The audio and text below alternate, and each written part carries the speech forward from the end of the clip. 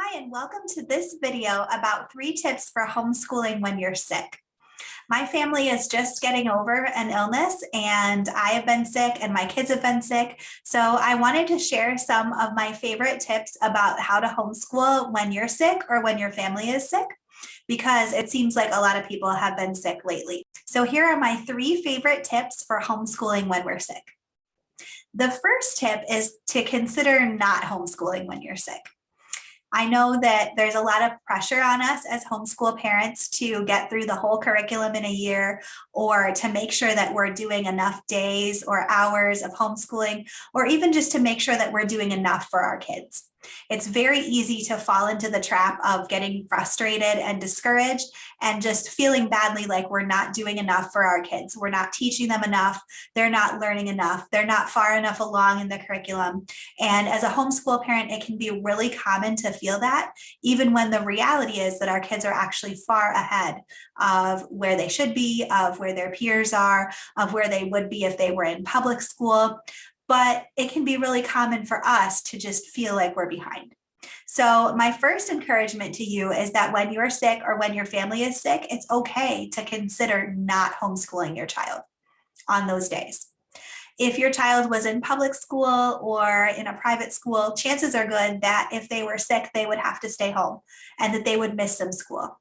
And so it's okay to decide that you're going to have a sick day in your homeschool and just not do homeschool that day. If you're concerned about keeping track of the number of days or hours that you homeschool, it can be really helpful to keep an attendance record. This is something that I do for my homeschool, even though it's not required by my state. It just helps me to be able to keep a tally of how many days that we've homeschooled in the year so that I can know for myself that I'm doing enough. I don't really use this as much to make sure that I'm doing enough as it is to reassure myself that I am in fact doing enough.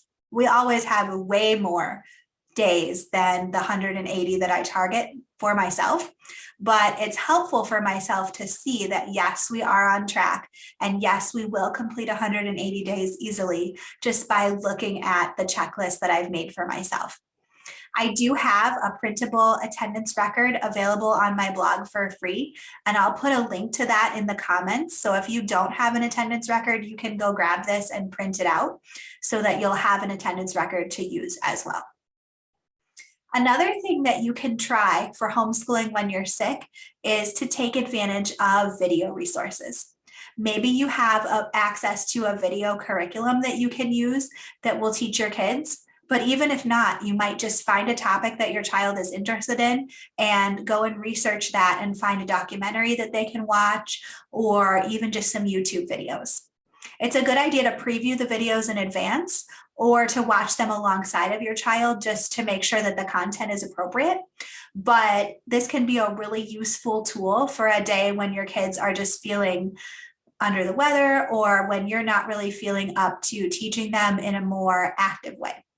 So a video curriculum can be a really great tool to have in a pinch. Finally, if you're trying to homeschool your child and you're sick, you might consider scrapping all of the lesson plans that you had for the day and just spending some time reading together as a family. Snuggle up under a blanket, grab your child, grab a big stack of books, and just sit there and read to them. Or if your child is an independent reader and you're sick, maybe they read to you. This is a really great way just to encourage your child to rest, to take it easy, and to still be enjoying reading with you and learning something. And whether it's a novel or a nonfiction book that you're reading, either way, your child is learning through the language that they're exposed to and just the experience of reading along with you. So just some extended reading time can be a really great way to do a more low-key homeschool day if you're feeling like you need to homeschool, but you or your child is really not feeling well. So those are the 3 tips for homeschooling when you're sick. First of all, consider not homeschooling and taking a sick day. Second of all, look for a video curriculum or some videos that you can watch with your child. And then finally, consider just having some extended reading time together. So hopefully this was helpful. Please feel free to share your favorite tip for homeschooling when you're sick in the comments below.